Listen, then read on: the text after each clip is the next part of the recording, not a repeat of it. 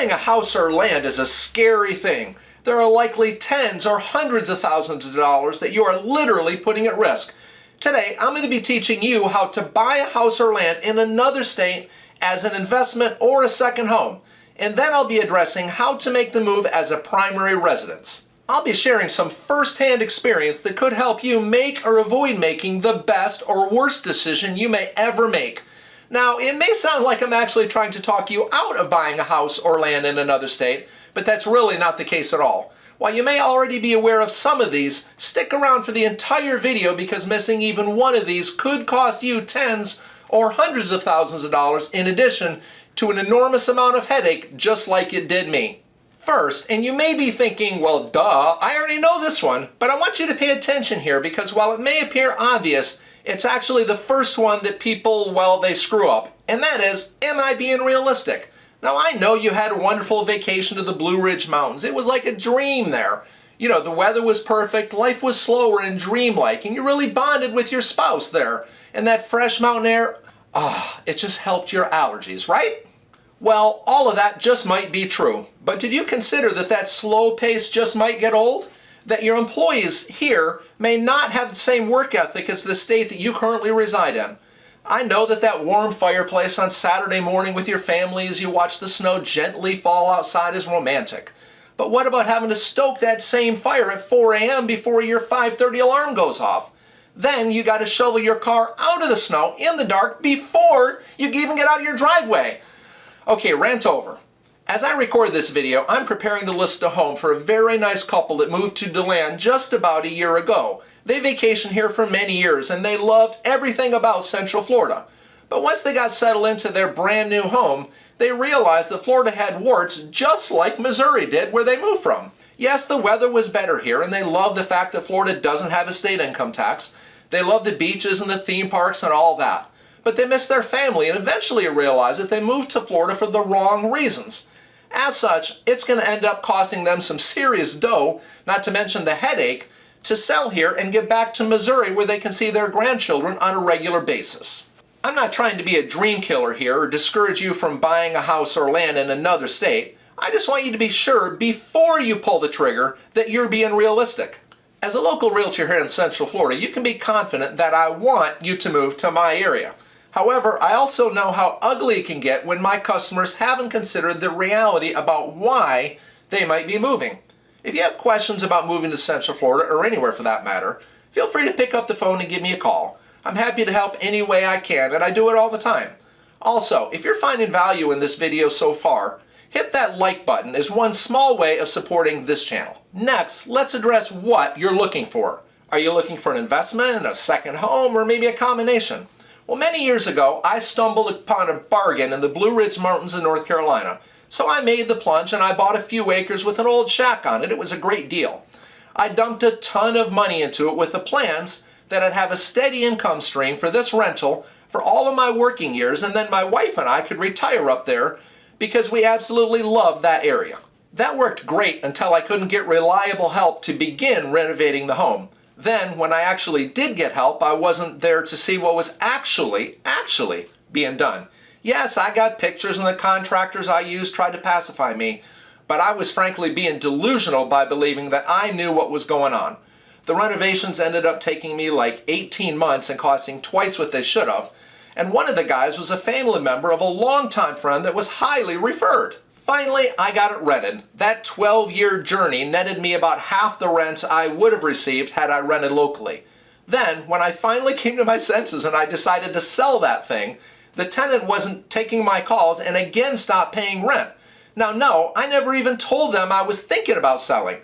But I had to go back up there to Boone, North Carolina in January and catch her out in the community just to have a conversation.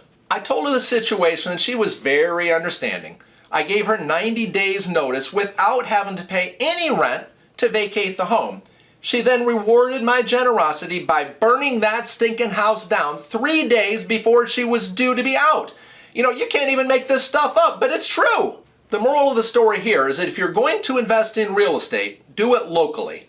A property manager does help to mitigate your risk, but for my investments, I want to be able to see them. I'm not aware of a single property manager on this planet that's going to think as highly of my rental asset as I do. I did it for many years, and you know how that worked out for me. Yes, you can buy land, which in theory rises in value year over year just like a home.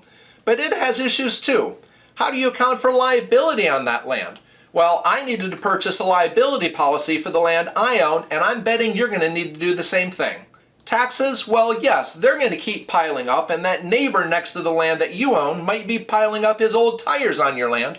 Or you could have squatters that think it's just a nice place for a tent. Buying land for the timber in another state? Well, what about the beetles eating away at them without you being able to see it?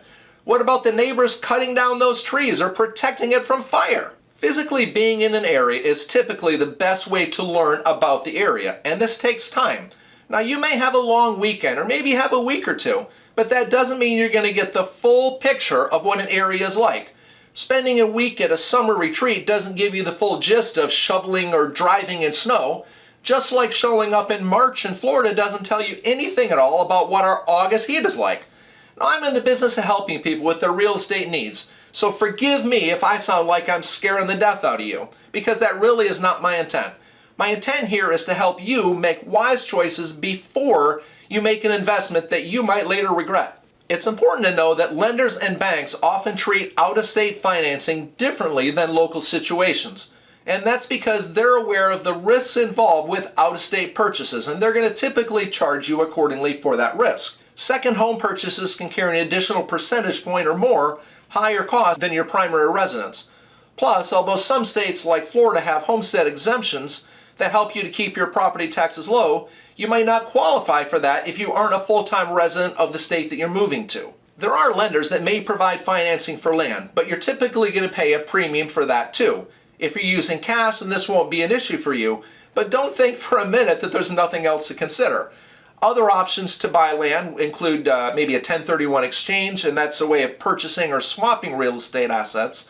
Or occasionally sellers will even provide owner financing, more often for land than on a home though. If you're finding value here, then hit that subscribe button and click that little notification bell. That way you'll be notified whenever I post other videos just like this. Now, I noted before that you can give me a call for help here in the Central Florida area, but I've really amassed quite a referral base throughout the country over the years. So if you have real estate needs anywhere at all, give me a call because it's pretty likely that I've got a referral partner where you're thinking about buying or selling. Next, let's consider one of the more obvious concerns. What area do I choose? How do I pick a city? Well, this one is tricky too. Now, maybe you've got friends or family in another state in an area that you'd like to be. They could be a great asset. I have some very good friends out of state and friends that I trust immensely, but we're also very different. And when it comes to hundreds of thousands of dollars, I'm more concerned with what I want than my friends. I have different wants and needs than they do, and I'm betting that that's the case for you too. You could call realtors in other areas and have them sell you on why their area is the best. Perhaps call the Chamber of Commerce or check out other videos on YouTube that highlight particular areas or cities. I'll include links to a couple local cities in my area towards the end of this video. Of course, you can always use Google to search for information on cities or regions, but be careful of chasing rabbits down those holes. I've done it for hours and hours at a time. Zoom calls with individuals with knowledge of particular areas are a good option too. A Zoom video allows you to ask leading questions that you have so that you'll get real answers, not just pre-planned canned answers to questions that others think you might have. I've done this with my customers and it's been a great tool for them. If you're looking to buy a house or land in another state as your primary residence, much of what I already said still applies, but there are some differences. First, finding a knowledgeable, experienced local realtor becomes an even bigger asset than when you're doing it just as an investment. Avoid going to some big real estate website that spends millions of dollars on advertising all things real estate. Some of these websites charge those realtors big bucks to use their websites as an advertising platform just to get your calls. As such, you can end up with realtors that have no knowledge of the area that you want to be and end up with someone without experience, which could have its own set of problems. Of course, sites like YouTube allow you to, interview realtors depending on the areas that you want to be. Doing this can allow you to question some of their claims and ask them why they have the opinions that they voiced on the video. If you're looking for land, while speaking with a realtor is still what I'd consider a must, I'd also consider spending some time at, or at least on the phone with, the county government.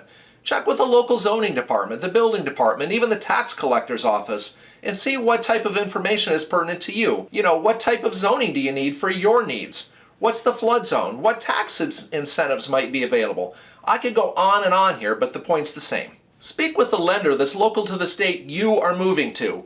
Yes, while your local lender might be able to help you with the state you're moving to, a lender with connections and local knowledge of the local area can make a big difference in your odds of success. I surely haven't covered everything here, and I hope I haven't killed your dreams of buying a house or land in another state. If I've left something out, or if you have additional questions, put them in the comment section down below and I'll personally respond to your messages. Here are those videos I noted before, but there are plenty others on my YouTube channel, so check those out too.